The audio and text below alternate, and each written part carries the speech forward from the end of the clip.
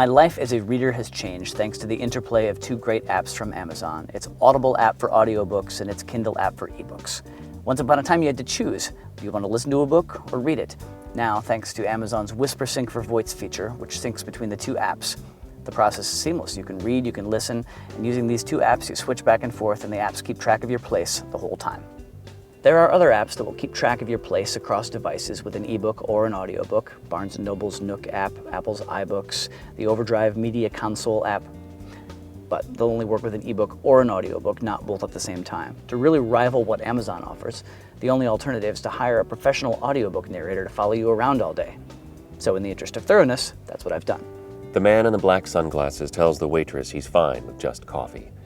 One of his two lunchmates, a dapper Mexican gentleman he knows only as Dave, implores him to eat something. A shrimp cocktail, perhaps? So far so good, but even Adam has drawbacks. Sorry man, but it's true. The man raised his left hand so the stewardess could see he was holding a black Samsonite briefcase with revolutionaries melt into an international underground. Hey, Steve, do you mind if we clock out for now? I've been reading for 6 hours. I'm kind of tired. Yeah, fine. All right. Thanks. Talk to you later. Okay. So, my narrator's on lunch break.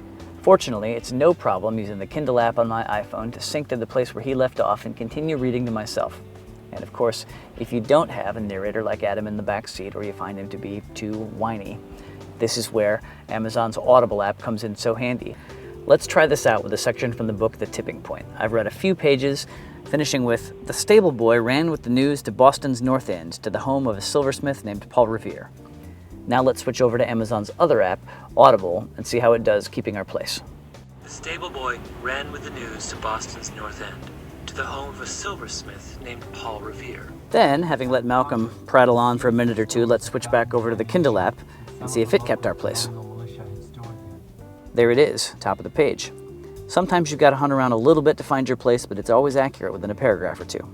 There are a couple of drawbacks. For one thing, why do I have to use two apps to get this done? Amazon owns Audible and Kindle. Why can't the Audible functionality be embedded within the Kindle app? Second, also within the Kindle app, I can't buy books. I also can't see which of my Kindle books can be supplemented with Audible audio. I've got to open up my iPhone's web browser to do all that. Again, confusing, irritating. Even on short-haul flights between minor cities, the customer was truly king. You know, I'm exhausted.